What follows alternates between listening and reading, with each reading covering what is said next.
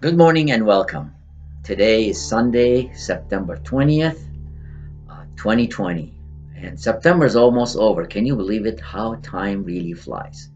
But we're thankful once again that we are with you and we can share God's word together. We can have a little meditation together on Sunday mornings. And I would like to, again, thank everyone who has been praying and uh, writing and encouraging us so that we may continue sharing the Word of God with you. Um, my name is Sam Agulian. I'm the pastor of the Armenian Evangelical Church of Las Vegas, which was founded in 2004. And we are very happy and glad that we have a ministry here in Las Vegas, reaching out to the community of this great city called Las Vegas. Vegas strong. Everywhere I drive around, I see it, Vegas strong. And it is a strong city, and we're very thankful for God for the opportunity that we can serve in this great community. Today, I'm going to be reading to you from First Peter. Of course, as you know, Peter was one of the apostles of Jesus, the 12 disciples. He was one of them. And he wrote this book to the church, which is called two letters, actually, First Peter and Second Peter. But today we will start with First Peter. And I'm going to start reading from chapter 1. Um, let's start from verse 3.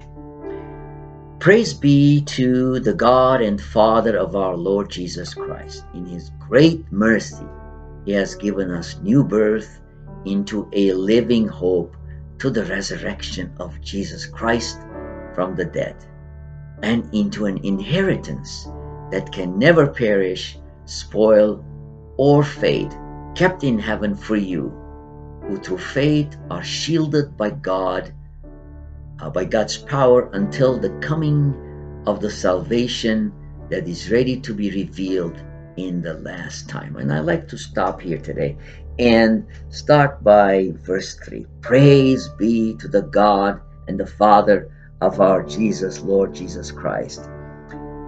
Praise be to God. The whole purpose of Peter writing this letter to the church and to his readers today is for us to understand that there's so much to be praised. There's so much to be thankful to God. And he starts by saying, I like to praise God. And in his chapter 1, starting verse 3, he says, I like to praise God for the great mercy that he has demonstrated. We've been talking about God's mercy. God's mercy is great. God's mercy is overwhelming. It's the gift that keeps on giving. That's the kind of God that we have. And Peter says, I want to praise him.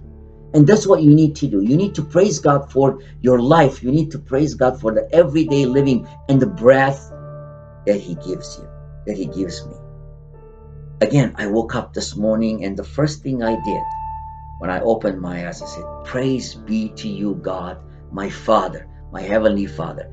Praise be to you in the name of the Holy Trinity, God, Father, Son, and Holy Spirit. I thank you for once again giving me the grace and bestowing upon me the grace, your grace, which is renewed every morning.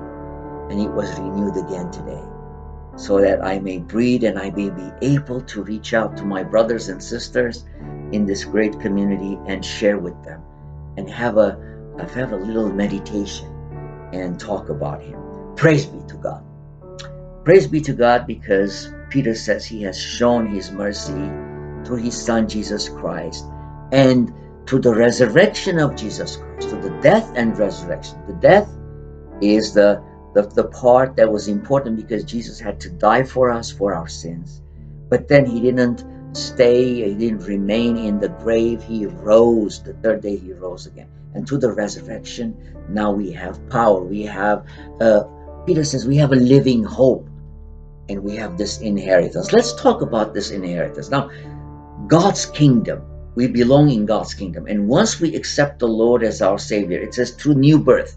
The new birth is our birth, our spiritual birth through Jesus Christ. When we accept the Lord Jesus as our Savior and as our Lord, when we're washed by his blood, what happens is our sins are forgiven, we're washed, and we're cleansed. Once we go through that process, then the Holy Spirit comes in us, lives in us, and we become God's children. Now we inherit what's called the kingdom of God. And when you inherit God's kingdom, then you're a child of God, then you have salvation. So what does that mean? Let's talk about the implication of that. It's an inheritance that's not fake, says Peter. In other words, there are a lot of fake promises that people give us. Sometimes they give us in writing and it's a forgery, it's not real. But the kind of inheritance, the kind of salvation, the kind of love, and the kind of grace that God has bestowed upon us, it's in writing. And it's the kind of writing that is sealed in heaven. It's kept for us. When God says, "You are my child," that means you are God's child. You belong into his kingdom.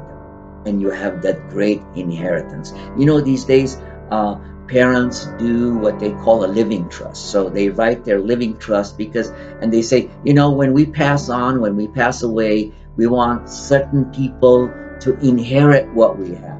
A lot of times you've heard about so many of these living trusts that end up with quarrels and fighting and all that.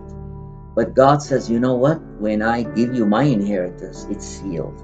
And no one can take that away. No one can change it. No one can alter it. It's real, it's not fake, and it's sealed by God. And it is sealed by the blood of our Jesus Christ. And through the resurrection, we have that great hope. When I was in seminary, I received a check one day, and it was a blank check in the mail. And when I looked at the blank check, I was really offended because I thought this is a prank or something. Why would I just get a blank check? It's not going to do me any good. It's not cash. It's not gold. I can't take it to the bank, But as I was examining, as I looked at the check, I noticed that there was a signature. And next to it, it said, under the memo, it said, allowance for Sam, signed by a friend. And I looked at that check and I'm like, wow, I can do anything I want with this because this is a blank check. And I don't need to be offended anymore. This person is saying, I appreciate your ministry. I appreciate that you're in seminary. You're a student. I'm going to support you. And this is your allowance. You can use it the way you want to. And of course, as a young man in seminary, I just went and started buying started a shopping spree and started buying these commentaries and books and Bibles and all kinds of tools that would help me in seminary. And then I went and started looking for clothing and all that. So shopping spree. Why? Because I have a blank check and there was no amount, so that means I can write whatever I want to.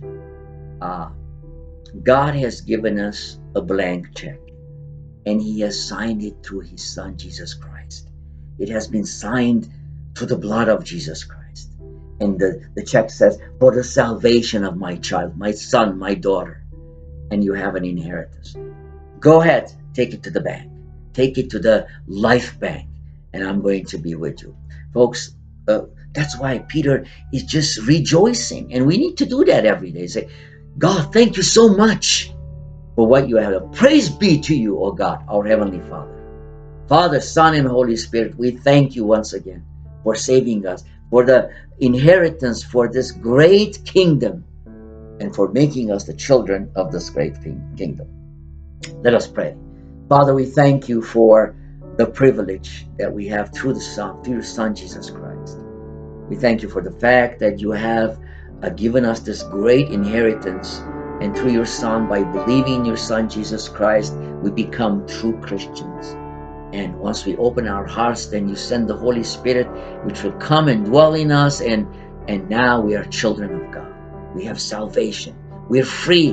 And we can really enjoy that freedom in Jesus Christ. Thank you, Lord. And we pray for those who have not made that decision, that they might open their hearts today as we pray together, as they hear your word today. Pray this in the name of our Father, Son, and Holy Spirit. Amen. Folks, Once again, we're grateful that we spent some time with you. And I always say, we can't come to church these days. The doors are closed, but the building is closed, but our hearts are open. And thank you for allowing us to come into your house. Thank you for being able to bring the church into your house. And we will continue to do that every Sunday, God willing. You have a safe week. Be safe and be practical. Practice universal safety, precaution wherever you go. And God bless you and keep you safe. And we pray this in His name.